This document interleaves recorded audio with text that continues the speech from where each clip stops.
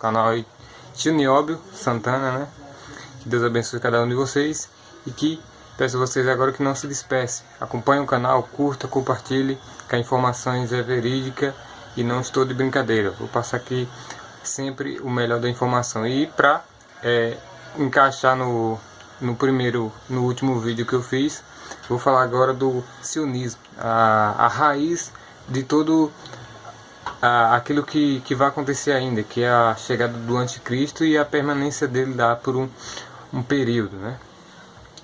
E para ele chegar lá é necessário que houvesse uma estrutura para isso. E agora eu vou contar para vocês uma pequena história de uma raiz mesmo, porque eu disse que eles são falsos judeus, esses que estão encabeçando hoje a nova ordem mundial, estão encabeçando hoje a construção do terceiro templo. Esse terceiro templo ele vai se dar porque o anticristo está aí, batendo as portas para entrar, né? Por mais que pareça ficção, não é, né? Não se disperse, fica aí. Eu vai ter outro vídeo explicando aqui um pouquinho do Wikipedia, do que o Wikipedia colocou lá, lembrando que eles não mentem, eles manipulam a informação e colocam para vocês aí, que o Wikipedia é o Google, né? Que passa as informações, tem os documentos lá. E também depois eu vou colocar uma parte que Jesus falava sobre o bode, essas pessoas que contou o bode, e a gente, que é ovelhas, que segue o caminho do Criador, que acredita na primeira passagem do Messias, aquele que veio ao mundo para remissão dos nossos pecados, ok? Para nos purificar, para nos renovar. Então, vamos lá. Ainda na Idade Média, o rei que na época comandava ali o que hoje é a Geórgia, ficava ali situada a Casária. Esse lugar ele era um lugar normal como o outro, mas cultuava a Lúcifer. Eles tinham ídolos que eu falo acreditar em um Deus que não é o nosso. Ele não acreditava no Criador, acreditava em Lúcifer. E a partir disso eles tinham uma localização que ficava estreito, né? Eles ficavam entre os muçulmanos e os católicos, e um pouquinho afastado os judeus, ok? E partindo desse princípio, eles não tinham poder muito bélico, não tinham poder bélico, força para lutar contra essas duas forças, porque eles tinham uma certa intimidade com os judeus, né? E eles se espalharam para esses lugares, eles foram até a Judéia e fizeram essas alianças, né? E eles tinham medo que os muçulmanos ou os cristãos católicos atacassem eles. Se eles, por exemplo, fossem para o lado dos muçulmanos, eles iam atacar pela cristã católica. Então eles estavam ali submisso aos dois ali que poderia acontecer, né? Estava com total medo de ambas partes ali. Então ele foi até os judeus, fez essas alianças, o rei Bula fez essas alianças, ele convenceu o seu povo a se doutrinar judeus, para pegar o Talmud como seu livro, como seu guia da vida. E esse Talmud, depois vou passar muitas informações sobre esse livro, que eles ofendem totalmente o nosso Messias e a nossa doutrina cristã, que é amar o próximo como a nós mesmos, e ter o Criador como o nosso único Deus e amar com todas as forças, e etc. Depois eu vou passar informações sobre esse Talmud, que ofende totalmente a gente, que esse livro ele é totalmente satânico, ele é totalmente uma doutrina luciferiana, ok? Então vamos lá. E o rei Bula, quando ele foi convencer o seu povo, né? Ele conseguiu convencer seu povo a se doutrinar judeu, para infectar essa questão, levar a doutrina luciferiana para esses negócios, para essa religião. E eles conseguiram fazer isso. Aí eles ficaram tranquilos entre os muçulmanos e os católicos, porque eles fizeram com os judeus tinham uma boa relação com ambos, então ele fez todo mundo feliz, né? O rei Bula fez todo mundo feliz. E ele viveu por volta de 740 anos depois de Cristo, né? Aí depois que ele convenceu o seu povo, e ele viveu para ver isso dar certo. Só que isso deu muito mais certo do que ele imaginava, porque isso se espalhou para o mundo. Esses falsos judeus se espalhou ao mundo todo, né?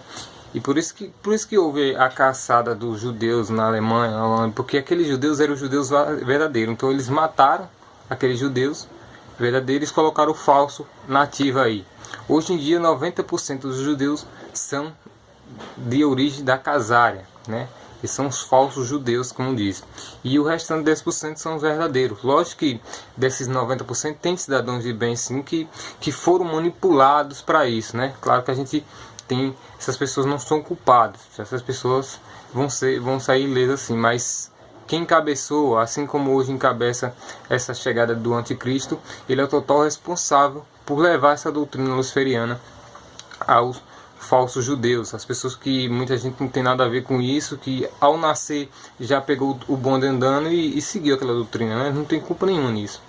Mas tem vários judeus hoje em dia que eles têm o sionismo e o verdadeiro judaísmo, né? Eles seguem, e há um confronto muito grande entre essas duas questões aí, entre essas duas forças, né? Esses dois braços de um mesmo sistema que eu venho dizendo aqui. Então agora eu vou passar aí o vídeo para vocês, eu fazendo meio que um tutorial aí do Wikipedia, lendo aí os detalhes, vendo como ele passa informações, ver se ele está manipulando a informação ou não, mentindo ou não. Então acompanha aí e forte abraço, tá? Bom, galera, vamos dar continuidade aí vamos fazer agora uma leve análise do texto que a Wikipedia sempre coloca sobre esse tipo de assunto, né? Eles colocaram aí sobre o judaísmo na casária e esses caras, e só lembrando que esses caras, esses donos dessas empresas, principalmente do Google, eles não mentem, eles manipulam a informação, que é diferente, ok? E sempre dizendo que esses caras adoram o bode, a Lúcifer. E depois no final desse vídeo eu vou colocar o que Jesus falava sobre as ovelhas e os bodes, o que no Apocalipse vai acontecer, o que os anjos vão fazer com essas duas turminhas aí, ok? Vamos dar uma analisada aí no que o Arthur Koestler aprontou para os senhores do mundo, ok? Vamos dar uma analisada aí. A conversão dos casários ao judaísmo foi feita de maneira quase que aleatória. O seu rei queria escolher uma religião monoteísta para si e para seu povo, e acabou por escolher o judaísmo. Vamos dar uma pausa aí, galera, porque é de chorar quando você lê essa primeira parte. Ele já mente aí, ele já manipula a informação aí, galera, porque na verdade eles fizeram, o rei Bula fez tudo isso de maneira estratégica, foi muito bem pensado. Eles tinham, como eu disse no primeiro vídeo aí, que eles tinham os cristãos católicos de um lado e os islâmicos do outro. Eles temiam ataque desses dois, então eles foram até os judeus para poder ter uma certa afinidade com eles, e os judeus tinham assim uma boa afinidade com ambos inimigos deles, e assim eles ficaram bem com todo mundo, ok? E assim se deu, se continuar a linhagem deles aí, que eu vou explicar no primeiro vídeo.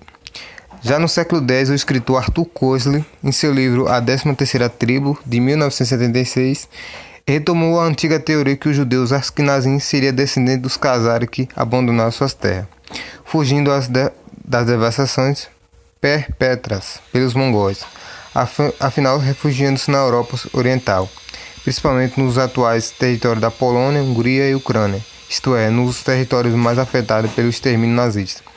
Essas populações não pertencendo a nenhuma das 12 tribos de Israel, por isso são definidos o livro Koestler. Como o Koestler disse, na verdade, essa 13º, eles não fazem parte das 12 tribos de Israel. O Senhor do Mundo infiltrou eles lá para que eles fossem judeus, para que ele infectasse as boas árvores, vamos dizer assim, né? Porque eles adoravam o Lúcifer, e como tinha essas religiões divididas aí, eles entraram e colocaram uma doutrina luciferiana para poder emergir no futuro com o anticristo, que no futuro eu vou falar mais sobre esse assunto, ok? E aí, como o Koestler definiu a 13ª tribo, porque aí ele fez uma dura crítica ao que aconteceu, a forma com que eles fizeram as coisas, né? Como o Senhor do Mundo fez as coisas. E por defender essa ideia, o Coisa recebeu uma avalanche de crítica, porque ele bateu de frente mesmo com o sistema, com os senhores do mundo. Ele foi lá e disse: por que vocês fizeram isso? E revelou, né, essa 13ª. Ele meio que dedou o esquema deles. E eles aí caem em cima do Coisa, né, o escritor. E lembrando que ele era próprio judeu, Askenazi. Ele era sionista e, com base nas suas razões seculares, não considerou uma suposta ascendência casar que pudesse retirar a legítima. Ele era sionista, o autor era sionista, mas mesmo assim ele não ficou intimidado. Ele foi lá e revelou o esquema. Porque 99% dos judeus que existem hoje são falsos, mas os 10% são o de origem de Abraão, são de linhagem sanguínea de Abraão, ok? Mas hoje quem predomina é esses falsos judeus aí. Esses caras que estão lá em Israel querendo e que vão conseguir fazer o 3º templo. Vamos terminar aí.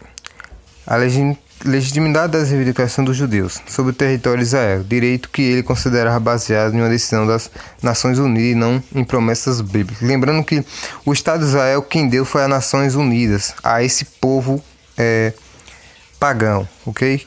Que se infiltraram ao judaísmo, tomaram o Talmud como seu livro para seguir. A Bíblia ela não dá a terra de Israel a esse povo, a esses judeus aí, esses falsos judeus. A Bíblia deixa em várias partes claro isso. Segundo o autor, o problema da infusão do casar 1000 anos atrás é irrelevante para o moderno Estado de Israel que se baseia em mera tradição. Aí ele fala, galera, que eles que não é, na verdade, o Estado de Israel não são dele, porque eles se infiltraram uma maneira etnológica, uma questão de adotar uma cultura. Eles não eram daquela cultura, então ele não tem direito sobre o Estado de Israel, ok? E aí mostra, galera, que o Wikipedia, velho, ele tenta manipular o máximo que puder. É necessário que a gente leia, que a gente analise, leia, releia, pra gente ver onde está o erro, onde eles manipulam. Eles não vão mentir na cara de pau, porque se eles mentirem, eu venho logo e mostro a mentira aqui, e eles se queimam, e aí pode até derrubar os projetos que eles têm, né, os futuros projetos. Por isso que eles tentam manipular a informação. E quando o Filho do Homem vier em sua glória, e todos os santos anjos com ele, então se assentará no trono da sua glória. E todas as nações serão reunidas diante dele. E apartará uns dos outros, como o pastor aparta dos bodes as ovelhas. E porá as ovelhas à sua direita, mas os bodes à esquerda. Então dirá o rei aos que estiverem à sua direita: vinde, benditos de meu Pai. Possuí por herança o reino que vos está preparado desde a fundação do mundo. Porque tive fome e destes-me de comer. Tive sede e destes-me de beber. Era estrangeiro e hospedastes-me. Estava nu e vestistes-me. Adoeci e visitastes-me.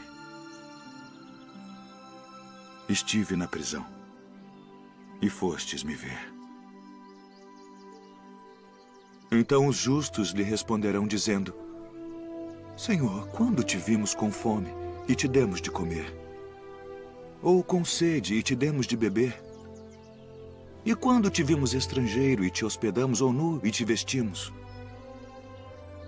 E quando te vimos enfermo ou na prisão e fomos ver-te? E respondendo o rei, lhes dirá: em verdade vos digo, que quando o fizestes a um destes meus pequeninos irmãos, a mim o fizestes. Então dirá também aos que estiverem à sua esquerda: apartai-vos de mim, malditos, para o fogo eterno preparado para o diabo e seus anjos, porque tive fome e não me destes de comer. Tive sede e não me destes de beber. Sendo estrangeiro, não me recolhestes. Estando nu, não me vestistes, e enfermo, e na prisão, não me visitastes. Então eles também lhe responderão, dizendo: Senhor, quando te vimos com fome, ou com sede, ou estrangeiro, ou nu, ou enfermo, ou na prisão, e não te servimos? Então lhes responderá, dizendo: Em verdade vos digo que quando a um destes pequeninos o não fizestes, não o fizestes a mim. E irão estes para o tormento eterno, mas os justos para a vida eterna.